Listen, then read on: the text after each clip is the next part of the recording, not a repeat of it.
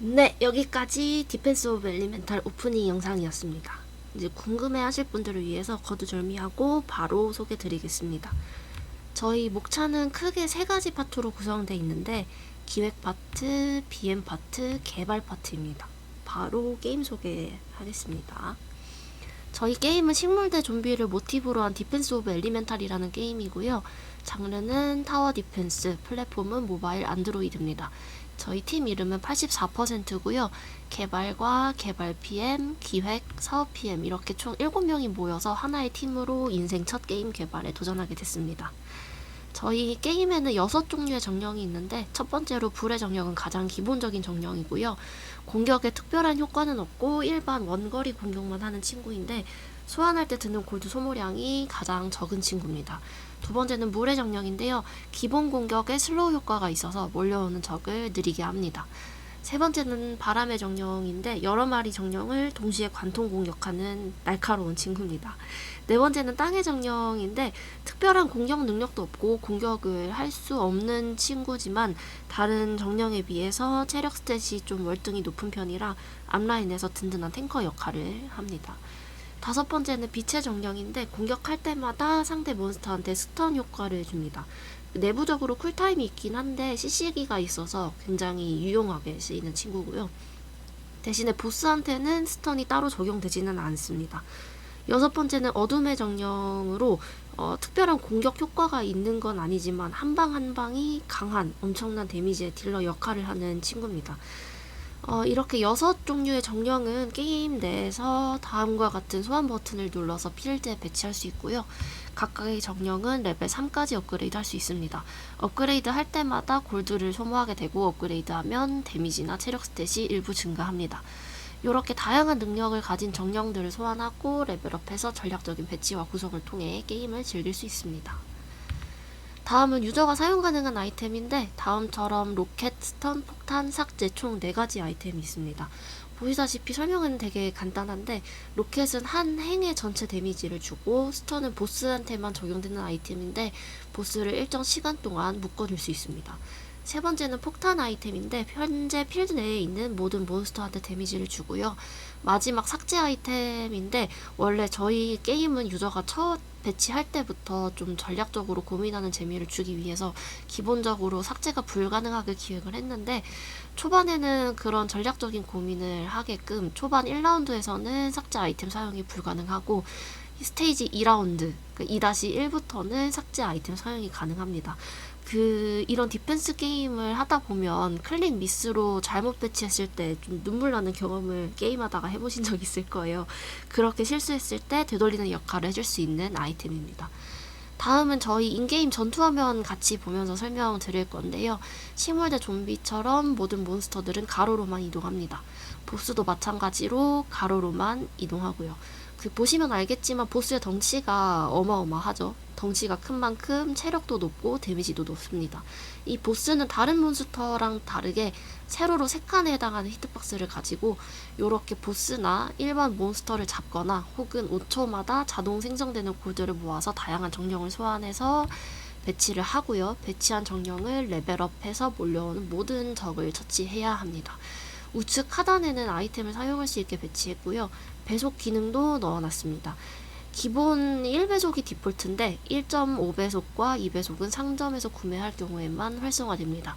다만 배속을 구매하지 않았더라도 플레이하는데 불편함이 없도록 최대한 밸런스를 조정했습니다. 스테이지 클리어 조건은 모든 웨이브의 모든 적을 처치하면 게임이 끝나고요. 맨 왼쪽에 보이는 덩굴에 적이 닿게 되면 게임은 클리어되지 않습니다. 다음은 게임 실행 시 보이는 첫 화면인데 하나하나 순서대로 설명드릴게요. 왼쪽 상단에는 튜토리얼을 배치해서 타워 디펜스라는 게임에 익숙하지 않은 초보들이 쉽게 게임을 숙지할 수 있도록 넣었습니다. 우측 상단에는 재화나 활동력의 보유량을 표시해서 현재 유저가 보유하고 있는 수량을 직관적으로 확인할 수 있게 배치했고요.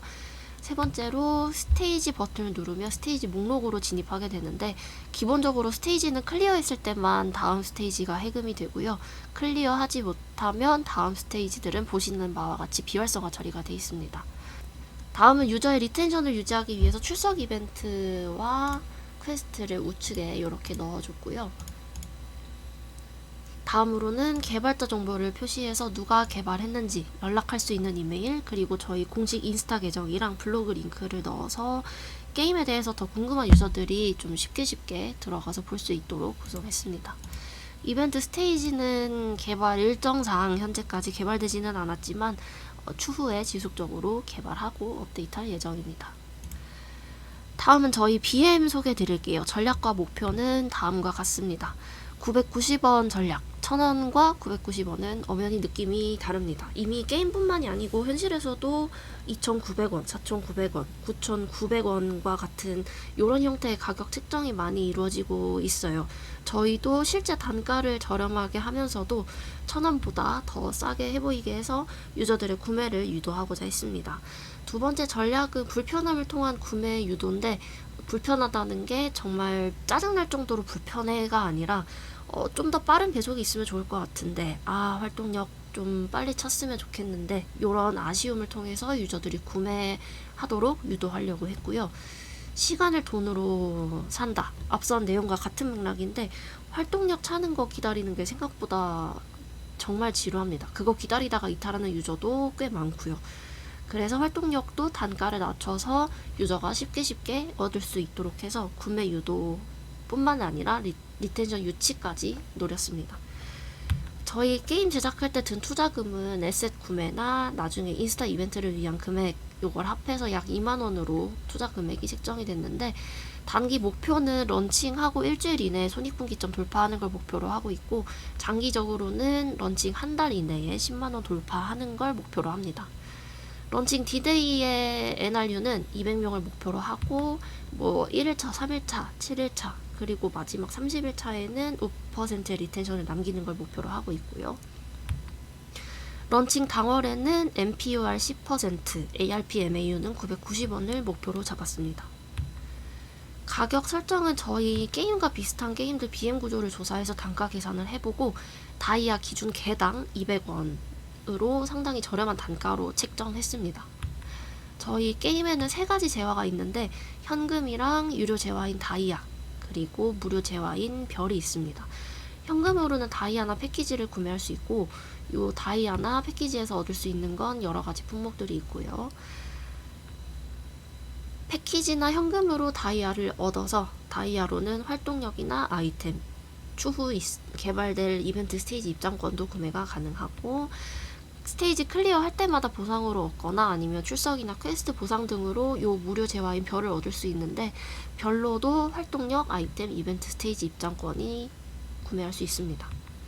이 유료 재화랑 무료 재화 두 가지 사용했을 때 좋은 점이, 무료 재화 같은 경우는 반복 플레이 하거나 스테이지 회금하거나 할 때 동기부여가 될 수 있습니다.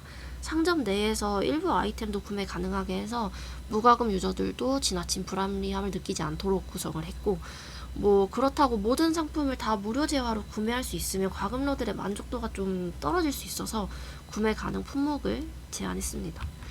유료 재화는 낙전 효과라고 해서 유저들이 직접적으로 돈을 쓴다는 느낌이 덜 들게끔 하기 위해서 넣었고요.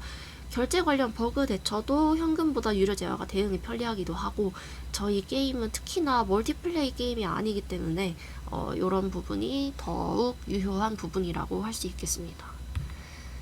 다음은 저희 실제 상점 구성 보여드릴게요. 패키지 메뉴에서는 크게 패키지, 배속, 광고 제거 이렇게 3가지로 구성이 되어 있는데, 패키지 상품들은 각각의 품목들을 개별로 구매했을 때보다 얼마나 더 효율이 있는지를 강조해서 표기를 해줬고, 인게임 화면에서 설명드렸다시피 배속 구매도 가능합니다.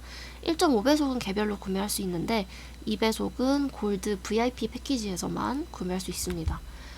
해당 패키지에는 1.5배속이랑 광고 제거, 아이템, 활동력, 그리고 2,500개 정도 되는 대량의 다이아를 같이 포함하고 있고, 각각의 단가를 계산했을 때도 2배속은 해당 패키지에 추가로 구매하는 상품의 느낌이라기보다 보너스 형식으로 제공되는 느낌으로 구성을 했습니다.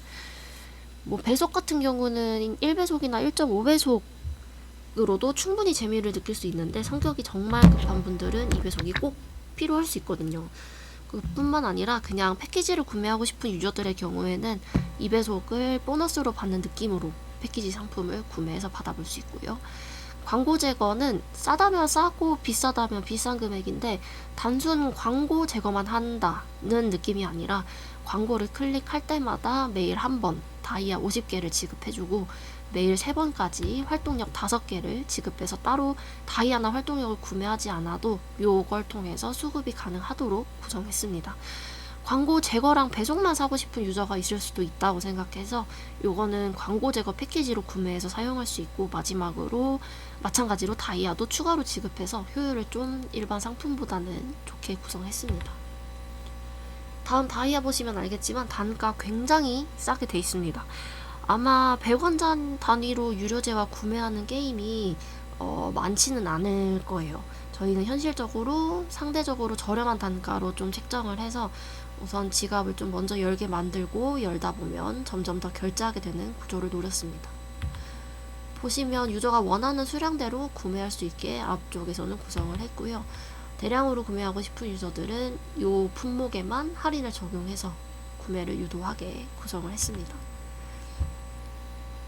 이게 단가가 싸다고 해서 유저들이 무조건 구매한다는 보장도 없고, 지갑 사정에 맞게 좀 필요한 만큼 구매하는 유저들도 있기 때문에 990원 전략 중 하나로 소량으로 구매하는 유저들은 좀 가면 갈수록 500개를 구매하도록 유도했습니다.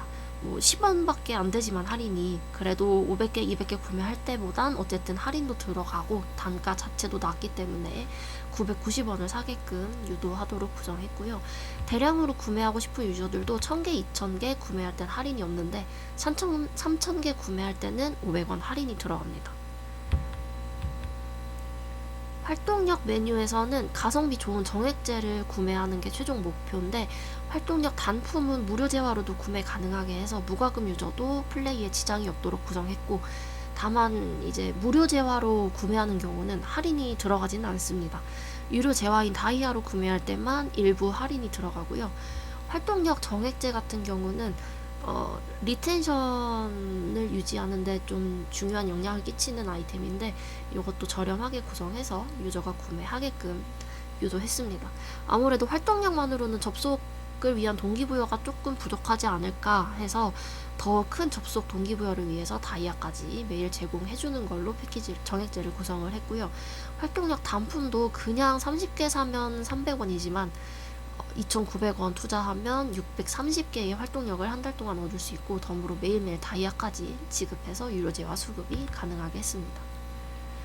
아이템도 마찬가지로 유료제화나 유료제화 둘 다로 구매가 가능하고, 앞에서 소개드렸던 4가지 아이템을 각각 단품으로 구매할 수도 있고 한 번에 살 수 있는 세트 상품도 구성해서 좀 미약하지만 할인도 넣어서 조금이라도 더 저렴하게 구매할 수 있게 구성했습니다.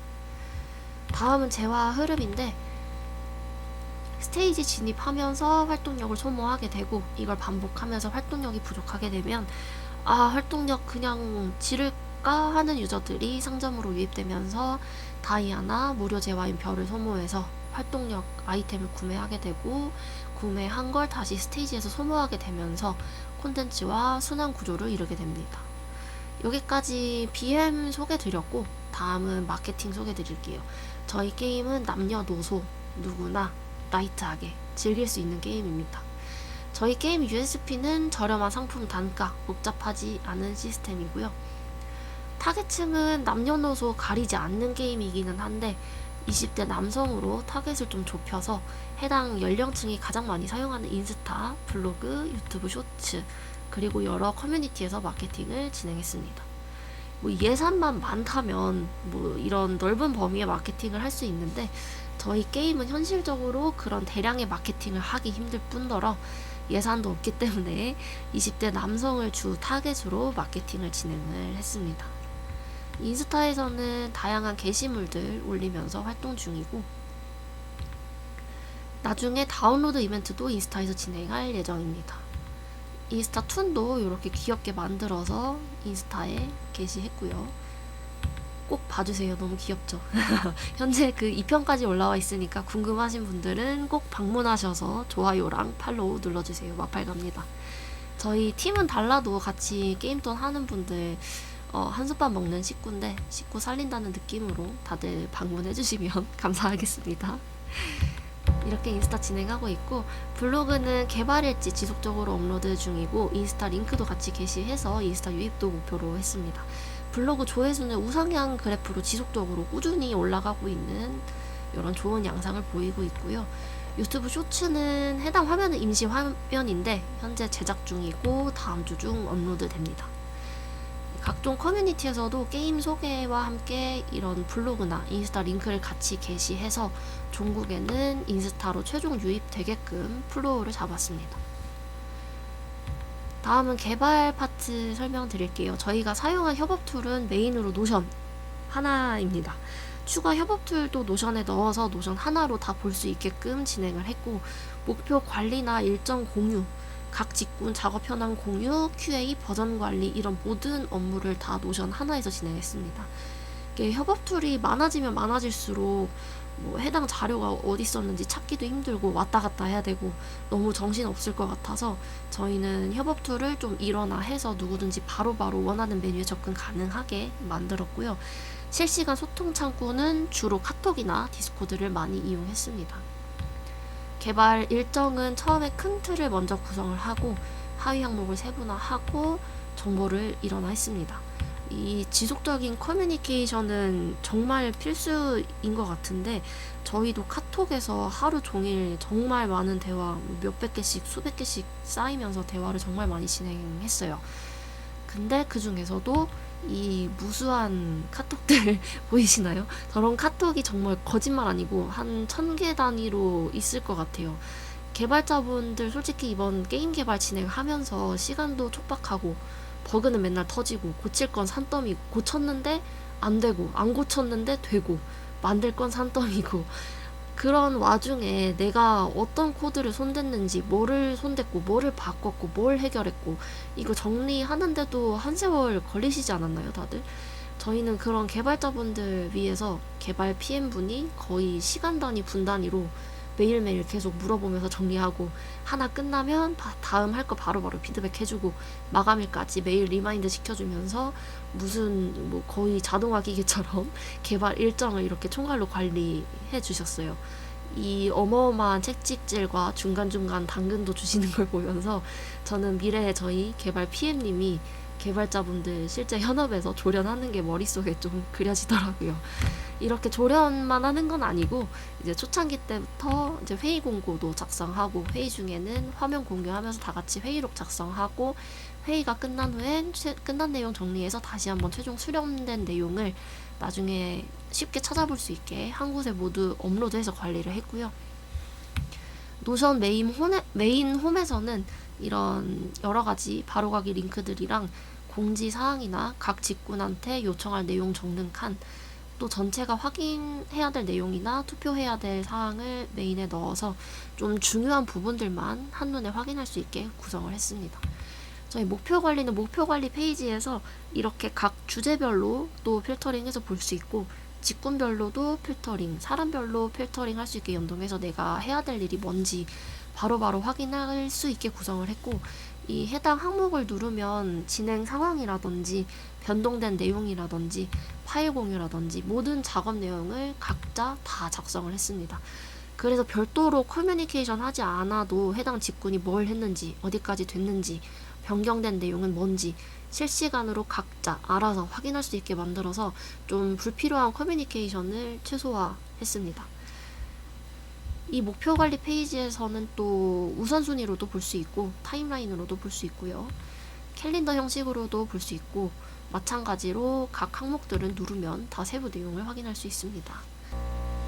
이런 일정들을 초기에는 마일스톤으로 전체적인 큰 틀을 확인하고 좀 더 디벨롭해서 세분화를 해주고 최종적으로는 WBS로 구체화시켰습니다. 하다 보니까 이렇게 좀 어마어마한 양의 WBS가 완성이 됐는데 양이 너무 많아서 컬러 코드 매크로로 작업을 좀 목록화, 세분화 했고요. 내용이 또 이렇게 많아져 버리면은 내가 확인하고 싶은 내용을 찾기가 조금 힘든데 우선순위 순으로도 볼 수 있고 필터링을 해서 나한테 배정된 일을 쉽게 확인할 수 있게 구성했습니다. WBS 메인 상단에는 간트 차트, 번다운 차트를 넣어서 한눈에 좀 볼 수 있게 구성을 했고요. 개발 일정은 이렇게 관리했습니다. 다음은 QA랑 이슈 관리 소개해 드릴 건데요. 초기에는 기획서 기반으로 테스트 케이스를 작성하고 체크를 했고, 개발 단계에서는 버그 리포트를 작성했습니다. 보드 형태로 기본으로 볼 수 있게 해서 개발자분들이 쉽게 확인하고 접근할 수 있게 했고, 각각의 세부 항목들은 테스트 환경이나 발생된 버그 내용, 그리고 버그가 발생한 화면 캡처도 첨부해서 한눈에 볼 수 있게 구성했습니다. 댓글로도 보시다시피 여러 가지 소통을 했고요. 이렇게 팀 전원이 유니티 활용해서 직접 플레이하면서 발생한 버그를 버그 리포트에 작성했습니다. 나중에 어플로 나온 이후에는 어플에서 발생한 버그들도 같이 버그 리포트에 정리해주고 있고요. 저희 같은 경우는 추가로 밸런스 리포트도 진행을 했는데, 게임에서 가장 중요한 부분 중 하나가 또 밸런스이기 때문에 밸런스 관련된 내용도 정리가 필요할 것 같아서 FGT나 팀원들이 플레이하면서 느꼈던 밸런스 이슈들을 따로 정리를 해서 기획자들이 한눈에 보고 하나하나 데이터 테이블 수정해가면서 밸런스를 맞췄습니다. 또 저희는 빌드 관리 필요성도 느꼈는데, 이 어플로 변환하면서 발생한 버그들을 정리만 한다고 되는 게 아니라 어떤 버전에서 어떤 버그가 있었고 해당 버그가 어떤 버전에서 해결됐는지 이게 정리가 안 되니까 나중에 설치하면 설치할수록 너무 헷갈리더라고요. 그래서 빌드별 차이점, 개선점을 이렇게 정리를 해서 어떻게 발전해 나갔는지 나중에라도 볼 수 있게 잘 정리를 해놨습니다. 여기까지 디펜스 오브 엘리멘탈을 만든 84%였고요. 감사합니다.